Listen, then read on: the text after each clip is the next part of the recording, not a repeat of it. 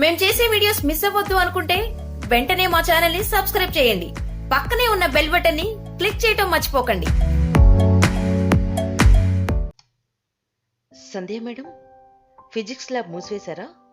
నా పర్సు అక్కడే మర్చిపోయినట్టున్నా, కొంచెం తాళాలిస్తారా అని సాజిద్ సార్ అడిగాడు. అయ్యో అవునా, నేను కూడా కొన్ని రికార్డుల్లో సంతకం చేయాల్సి ఉంది, నేను వెళ్తున్నాను సార్ అని సంధ్య అంది. సరే మేడం, నేను స్టాఫ్ రూమ్లో ఉంటాను, మీరు అక్కడికి ఎడుతిరిగి వస్తారు కదా మేడం. అప్పుడు నా పర్సు తేండి అని చెప్పాడు. సరే సార్ అంటూ సంధ్య వడివడిగా అడుగులు వేసుకుంటూ ల్యాబ్ వైపు వెళ్ళింది. ల్యాబ్ తలుపు తెరిచి ఉండటాన్ని చూసి సంధ్య షాక్ అయింది. నీలం రంగు చొక్కాలో ఉన్న ఒక వ్యక్తి బెంచ్ మీద పడుకున్న ఆమె ముఖాన్ని బలవంతంగా దగ్గరకు తీసుకున్నాడు. సంధ్య తలుపు తెరిచేసరికి షాక్లో అతని ముఖం వైపు చూసింది. అతని ముఖం చూడగానే సంధ్య ఒక్క క్షణం ఆగిపోయింది. సంధ్యను చూడగానే ఆ అమ్మాయి చేతిని అతను వదిలివేశాడు. అతను సంధ్య వైపు దూకి తప్పించుకోబోయాడు. ఆ సమయంలో సంధ్య ఆ అమ్మాయి ముఖాన్ని చూసింది. ఆమె సంధ్యను చూసినప్పుడు ఆ అమ్మాయి అంటే పద్మ పరిగెత్తుకుంటూ వచ్చి సంధ్య ఛాతీపై పడి సంధ్యను కౌలించుకొని కన్నీళ్లు పెట్టుకుంది. సంధ్య ఇంకా ఆ షాకు నుండి తేరుకోలేదు. సంధ్య సెల్ ఫోన్ తీసుకొని వేరే టీచర్ నెంబర్కు ఫోన్ చేసింది. హలో టీచర్, స్టాఫ్ రూమ్లో ఉన్నారా? మీరందరూ ఫిజిక్స్ ల్యాబ్కి వస్తారా? పీజీ ఉపాధ్యాయుడు అనంత్ డిగ్రీ మొదటి సంవత్సరం చదువుతున్న పద్మను వేధించటానికి ప్రయత్నించాడు. అకస్మాత్తుగా నేను వచ్చేటప్పటికి అతను పట్టుబడ్డాడు. సంధ్య ఆ విషయం చెప్పి ఆమె ఫోన్ను ఆపేసింది. అనంత్ ఆమె వైపు చూస్తుండటం చూసి సంధ్య అసహ్యంగా ముఖం పక్కకు తిప్పుకుంది. అతను దానిని చూడగానే అతను ఆమె దగ్గరికి కొంచెం నడిచాడు. ఆ తర్వాత అతను పద్మ వైపు చూపిస్తూ, మీకు అవసరం లేని విషయాలలో పాలు పంచుకోకండి, మర్యాదగా ఇప్పుడే ఇక్కడి నుంచి బయలుదేరండి అని కోపంగా అన్నాడు. అతను మాటలు విన్న సంధ్యకు మరింత కోపం వచ్చింది. ఇంకా అతను ఏదో చెప్పబోతుంటే ఆమె తన కుడి చేతిని విసిరి అతన్ని చెంపదెబ్బ కొట్టింది. ఈ లోపల మిగిలిన ఇతర ఉపాధ్యాయులు ల్యాబ్ వద్దకు చేరుకున్నారు. అది చూడగానే అనంత్ స్వరం తగ్గించాడు. వారంతా సంధ్యను సమీపించారు. టీచర్, ఏమైంది? ఇక్కడ ఏం జరిగింది? కోపంగా సంధ్య వైపు తిరిగి మాధవి అనే మరో ఉపాధ్యాయురాలు అడిగింది. నేను ల్యాబ్ను మూసివేయటానికి వస్తున్నాను. నేను అప్పటికి లోపల నుంచి కొన్ని శబ్దాలు, సంభాషణలు విన్నాను. ఎవరు? అనంతా? సంధ్య ఒక్క క్షణం అతని ముఖం వైపు చూస్తూ అంది. అవును. మాధవి టీచర్, ఇతర ఉపాధ్యాయులు అతనిని షాక్తో చూశారు. వారి చూపులు చూసి అతను మౌనంగా సంధ్య వైపు పళ్ళు కొరుకుతూ నిలబడ్డాడు. టీచర్, పద్మ పూర్తిగా భయపడినట్టుంది, అలసిపోయింది, స్టాఫ్ రూమ్కి వెళ్దాం అని మాధవి సంధ్య వైపు తిరిగింది. అందరూ స్టాఫ్ గదికి చేరుకున్నారు. అనంత్పై పద్మ ఫిర్యాదు చేసిందా? పద్మ ఫిర్యాదు ఉందా లేదా అనే దానిపై నాకు ఫిర్యాదు ఉంది. నేను ఇప్పటికీ అనంత్పై పోలీసులకు ఫిర్యాదు చేయబోతున్నా. అతను తప్పు చేశాడు. దాన్ని ప్రశ్నిస్తే నన్నే బెదిరిస్తున్నాడు. సంధ్య సమాధానం విన్న అర్జున్ కోపంగా ఆమె వైపు చూశాడు. అతని కోపాన్ని నియంత్రించే ప్రయత్నంలో అతని పిడికిలిని బలంగా బిగించాడు. అయితే ముందు నేరుగా ప్రిన్సిపల్ కార్యాలయానికి నడవండి, మాధవి అంది. ఈ లోపల గది బయట కొంచెం హడావుడి మొదలైంది. దానితో అందరూ బయట చూశారు. అప్పటికే బయట ఉన్న విద్యార్థులందరూ కలిసి హడావుడి చేస్తూ ఏదో చెబుతున్నారు. అందరూ మళ్ళీ ప్రిన్సిపల్ గది వైపు వెళ్లారు. అనంత్ ఆ గదిలోకి ఎలా వచ్చాడు? సంధ్య ఫిర్యాదు ప్రకారం ప్రిన్సిపల్ ఆఫీస్ గదిలో ఉన్న ప్రతి ఒక్కరిని గుచ్చి గుచ్చి చూస్తూ ప్రశ్నించాడు. సంధ్య, అనంత్, పద్మ, ల్యాబ్లో ఉన్న ఇతర ఉపాధ్యాయులందరూ హాజరయ్యారు. సాజిద్ సార్ పర్సు రికార్డు ల్యాబ్లో మర్చిపోయారు. నేను దాన్ని తీసుకురావడానికి రికార్డులో సంతకం చేయడానికి వెళ్ళాను. సాజిద్ సార్ కూడా అవును అని తల ఊపారు. సంధ్య అలా చెప్పినప్పుడు పద్మ ఏడుపు ప్రారంభించింది. సంధ్య తన పక్కన ఉన్న పద్మ భుజంపై చేయి వేసి ఆమెని శాంతింపచేసే ప్రయత్నం చేసింది. సార్, అతను పద్మను వేధించడానికి ప్రయత్నిస్తున్నప్పుడు నేను నా కళ్ళతో చూశాను. మీకు ఇంకేం సాక్ష్యం కావాలి సార్? అతను ఆ పాపని లైంగికంగా వేధించటానికి ప్రయత్నిస్తున్నాడు. నేను అక్కడికి వెళ్ళకపోతే ఈ పాపకు ఏం జరుగుండేదో ఒక్కసారి ఆలోచించండి. పద్మ ఆ సమయంలో అక్కడెందుకుంది అని ప్రిన్సిపాల్ అడిగాడు. ఆ ప్రశ్నకు సంధ్యకు కోపం వచ్చింది.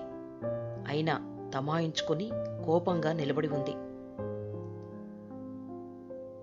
సార్ ల్యాబ్కు రమ్మన్నారు, పద్మ చిన్నగా చెప్పింది. అనంత్, నువ్వు అంగీకరించినప్పటికీ చాలామందికి ఈ విషయం పట్ల అభ్యంతరాలు లేవు. నువ్వు నీ స్వంత పూజీతో ఇక్కడ చేరావు. నువ్వు బాగుపడాలని నిర్ణయించుకోలేదా? నేను నీ నుండి ఎప్పుడూ ఇటువంటి ప్రవర్తన ఊహించలేదు. నీ వల్ల నేను చాలామంది ముందు సమాధానం చెప్పాలి. ప్రిన్సిపల్ అనంత్ వైపు తిరిగి ఆగిపోయాడు. అతను చెప్పింది విన్న అనంత్ తల ఉంచుకున్నాడు. సంధ్య పట్ల అనంత్ ద్వేషం అతనిలో ఇంకా ఉడుకుతూనే ఉంది. అనంత్, చెప్పడానికి ఏదైనా ఉందా అని ప్రిన్సిపల్ తనని అడిగాడు. లేదు సార్. అనంత్, ఇది నీ మొదటి చివరి హెచ్చరిక. నీ వైపు ఏమైనా సమస్య ఇకపై ఉంటే నీ తొలగింపు ఉత్తర్వు తర్వాత క్షణంలో ఉంటుంది. పద్మకు ఫిర్యాదులు లేవు, కానీ సంధ్యా టీచర్ ఫిర్యాదును పరిగణలోకి తీసుకొని 14 రోజులు నిన్ను సస్పెండ్ చేస్తున్నాను. ప్రిన్సిపల్ చెప్పింది విన్న అతను కోపంగా సంధ్య వైపు చూస్తూ ఆఫీసు గది తలుపు విసురుగా తెరిచి బయటికి వెళ్ళాడు. అప్పటికి కాలేజీలోని ప్రతి ఒక్కరూ కథకు అదనపు సమాచారాన్ని జోడించి వారి ఇష్టానుసారం కథను మలుపులు తిప్పారు. కాలేజీ నుండి ఇంటికి చేరుకోగానే సంధ్య తన గదికి వెళ్లి మంచం మీద వాలింది. ఆమె శరీరమంతా నొప్పిగా, అలసటగా అనిపించింది. కొద్దిసేపు పడుకున్న తర్వాత ఆమె లేచి స్నానం చేసింది. తలుపు తట్టిన శబ్దం వినిపిస్తే వెళ్లి తలుపు తీసింది. ఎదురుగా పద్మ, ఆమె తల్లి కనపడ్డారు. వాళ్ళిద్దరినీ లోపలికి ఆహ్వానించింది. సంధ్య వాళ్ళ తల్లిదండ్రులు అప్పటికే గుడికి వెళ్లారు. కాఫీ తీసుకుంటారా అని సంధ్య అడిగింది. వద్దు, నీతో కొన్ని విషయాలు చెప్తామని వచ్చాను, పద్మ వాళ్ళ అమ్మ చిన్నగా అంది. చెప్పండి, వాళ్లకు ఎదురుగా సోఫాలో కూర్చుంటూ సంధ్య అన్నది. నిజానికి పద్మ, అనంత్ గతంలో ప్రేమించుకున్నారు. తర్వాత వాళ్ళిద్దరి మధ్య కొన్ని భేదాభిప్రాయాలు వచ్చి వాళ్ళు విడిపోయారు. అయినా అనంత్ పద్మను వదలకుండా ప్రయత్నిస్తూనే ఉన్నాడు, వేధిస్తూనే ఉన్నాడు. ఆ వేధింపుల్లో భాగంగానే మొన్న పద్మని అనంత్ వేధిస్తున్నప్పుడు మీరు అక్కడికి వెళ్లడం జరిగింది. అందుకే పద్మ అనంత్ గురించి ప్రిన్సిపల్కి ఫిర్యాదు చేయలేకపోయింది. అందరి సమక్షంలో అనంత్ చేసిన తప్పిదాన్ని చెప్పలేకపోయింది. సంధ్య మౌనంగా వాళ్ళు చెప్పేది వింటుంది. తర్వాత పద్మ చిన్నగా మాట్లాడటం ప్రారంభించింది. అనంత్ నన్ను పెళ్లి చేసుకోమని బలవంతం పెడుతున్నాడు. అలా పెళ్లి చేసుకోకపోతే నేను బతకలేను అంటున్నాడు. నేను అతనికి కొంచెం టైం కావాలి అని చెప్పాను. అంత మాత్రం చేత అతను చేసింది తప్పు కాదని నేను చెప్పడం లేదు. అందుకే నేను ఎటూ చెప్పలేక ప్రిన్సిపల్ సమక్షంలో మౌనంగా ఉన్నాను. ఈ విషయంలో మీరు అన్యదా భావించవద్దని నా ప్రార్థన అని పద్మ అన్నది. సంధ్య మాట్లాడుతూ, పెళ్లి చేసుకోవటం గురించి మీరు ఆలోచించి నిర్ణయం తీసుకోండి. అయితే అనంత్ లైంగిక వేధింపులకు గురి చేయడం నిజమా కాదా అనే విషయం మాత్రమే నేను మాట్లాడుతున్నాను. నిజమే అని పద్మ నసుగుతూ చెప్పింది. మరి ఆ విషయాన్ని ప్రిన్సిపల్ ముందు నువ్వెందుకు చెప్పలేదు? నేను ఆ విషయం చెప్తే అనంత్ గతంలో మా ఇద్దరి మధ్య జరిగిన ప్రేమ వ్యవహారం కూడా చెబుతాడు. దానివల్ల మీరు ఎక్కడ ఇబ్బందికి గురవుతారోనని ఆ సమయంలో నేను మాట్లాడలేకపోయాను. కొంత సంభాషణ తర్వాత పద్మ, ఆమె అమ్మ సంధ్య వాళ్ళ ఇంటి నుంచి వెళ్ళిపోయారు. అటు మర్నాడు అనంత్ ఆత్మహత్యా ప్రయత్నం చేశాడు. కాని అతని స్నేహితుడు సకాలంలో స్పందించటం వల్ల అతను మరణించలేదు. అతను ఆత్మహత్యకు కారణం సంధ్య, పద్మ అని సూసైడ్ నోట్ రాశాడు. అటు తర్వాత కాలేజీకి వెళ్లిన సంధ్యను అందరూ నిందించడం మొదలుపెట్టారు. ముఖాముఖి సంధ్యను ఎవరూ ఏమీ అననప్పటికీ పరోక్షంగా ఆమె మీద అనేక అభియోగాలు, అపవాదులు మోపబడ్డాయి. ఈ విపత్కర పరిస్థితుల్లో పద్మ కూడా చిక్కుకుంది. అయితే పద్మ వాళ్ళ అమ్మ, బంధువులు అనంతును పెళ్లి చేసుకోవద్దని నిక్కచ్చిగా చెప్పారు. పద్మకి అనంత్ మీద విపరీతమైన జాలి కలిగింది. తన కోసం అతను చనిపోయేదానికి ప్రయత్నించాడనే ఆలోచనే పద్మని నిమ్మలంగా ఉంచడం లేదు. సంధ్య ఎప్పటి మాదిరియే కాలేజీ పనులు, ఇంటి పనులు చూసుకుంటూ తన దైనందిన కార్యక్రమంలో మునిగిపోయింది. కొన్ని రోజుల తర్వాత పద్మ, అనంత్ రిజిస్టర్ మ్యారేజ్ చేసుకున్నారు. ఈ విషయం పద్మ వాళ్ళమ్మకి, వాళ్ళ బంధువులకి తెలియదు.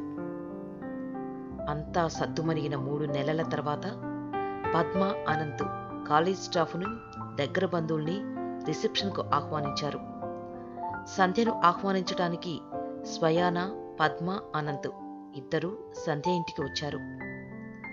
సంధ్య వాళ్ళ అమ్మ, నాన్న ఇంట్లో ఉన్నప్పుడే వాళ్ళు సంధ్యను పిలవడం జరిగింది. వాళ్ళు వెనుతిరిగి వెళ్ళేటప్పుడు అనంత్ మీతో కొంచెం మాట్లాడాలి అని సంధ్యతో చెప్పాడు. సంధ్య, పద్మ, అనంత్ ముగ్గురు బాల్కనీలో కూర్చున్నారు. అనంత్ మొదట ప్రారంభించాడు. సంధ్య మేడం, మీరు ఆ రోజు నా మీద కంప్లైంట్ చేయడం వల్లే బహుశా మా ప్రేమ పెళ్లి వరకు వచ్చింది. అతని మాటల్లో వ్యంగ్యం సంధ్య గమనించింది. మీరిద్దరూ ఇష్టపడి పెళ్లి చేసుకున్న తర్వాత గత జ్ఞాపకాలు మళ్లీ ముందు పెట్టుకుని చర్చించాల్సిన అవసరం లేదని నా భావన. తర్వాత నేను తొందరపడ్డాను అని మీరు గుర్తు చేసే అవసరాన్ని ఈరోజు కలిగించారు. నేను తొందరపడలేదు. ఆ రోజు జరిగింది తప్పు కాబట్టే ప్రిన్సిపల్కి ఫిర్యాదు చేయాల్సి వచ్చింది. అందులో మీ ప్రవర్తన చాలా అభ్యంతరకరంగా ఉంది. ఇప్పుడైనా మీరు పద్మపై అటువంటి అభ్యంతరకర ప్రవర్తన కాలేజీలో చేస్తే నేను ఖచ్చితంగా ప్రిన్సిపల్కి ఫిర్యాదు చేస్తాను. ఆంతరంగిక విషయాలు 4 గోడలకే పరిమితమవ్వాలి. భార్య అయినంత మాత్రాన ఆమె మీద లైంగిక పెత్తనం చేయకూడదు అని సంధ్య సూటిగా, నిక్కచ్చిగా చెప్పింది. అనంత్ దెబ్బతిన్నట్టు చూశాడు. పద్మ ఏమీ మాట్లాడకుండా మౌనంగా ఉంది. కొన్ని క్షణాల తర్వాత సంధ్య మళ్లీ ప్రశ్నించింది. అయినా మీరు ప్రేమించిన వ్యక్తులు బాగా ఉండాలని కోరుకోవాలి. కానీ మీ సూసైడ్ నోట్లో పద్మ పేరు రాయడమేంటి? మీ పేరు కూడా రాశారని మీరు అడుగుతున్నారా? అనంత్ ప్రశ్నించాడు. లేదు, ఆత్మన్యూన్యతాభావంతో పశ్చాత్తాపపడటం వల్లే మీరు ఆత్మహత్యా ప్రయత్నం చేశారు. అందులో కావాలనే నా పేరు ఇరికించారు. మళ్ళీ సంధ్య మాట్లాడుతూ, నిజానికి మీ ఆత్మహత్య ప్రయత్నం ఒక నాటకం అని నేను ఇప్పటికీ భావిస్తున్నాను. ఒక చిన్న ఆత్మహత్య స్టంట్తో మీరు సమాజం నుంచి జాలిని పొందారు, పద్మ నుంచి ప్రేమను పొందారు. దీన్ని నేను మాత్రం ఎమోషనల్ బ్లాక్మెయిలింగ్ అని అంటాను. మీరు చేసిన ఆత్మహత్య వల్ల మీరు చేసిన తప్పు పక్కకు పోయింది. అదే క్రమంలో సమాజం రాళ్లు వేయడానికి నన్ను నిలబెట్టారు. సూసైడ్ నోట్లో నా పేరు రాయడం వల్ల విలన్గా ఉన్న మీరు హీరో అయ్యారు. చివరికి సమాజానికి ఎవరిని అసహించుకోవాలో తెలియక నన్ను మాటలతో హింసించడం మొదలుపెట్టారు. కనీసం ఇకనైనా మీరు పద్మను నిజాయితీగా ప్రేమించి మంచి జీవితం గడిపితే నేను సంతోషిస్తాను. అంతలేదు అని అనంత్ కోపంతో వెళ్ళిపోయాడు. పద్మ సూటిగా సంధ్య కళ్ళల్లోకి చూసింది. పద్మ కళ్ళల్లోని భావనను సంధ్య అర్థం చేసుకోవడానికి ప్రయత్నించింది. పద్మ వెళ్తానని లేచి, మేడం, అన్నీ పట్టించుకుంటే పెళ్ళిళ్ళు కావు మేడం. బలహీనతలు లేకుండా మనుషులు ఉండరు. ప్రేమంటే ఆ బలహీనతలను కూడా భరించాలి కదా అంది. ఆమె మాటల్లో మీకు పెళ్లి కాకపోవడానికి కారణం కోడిగుడ్డుకు ఈకలు పేకడమే అనే వెటకారం ధ్వనించింది. సంధ్య పద్మవైపు జాలిగా చూసింది.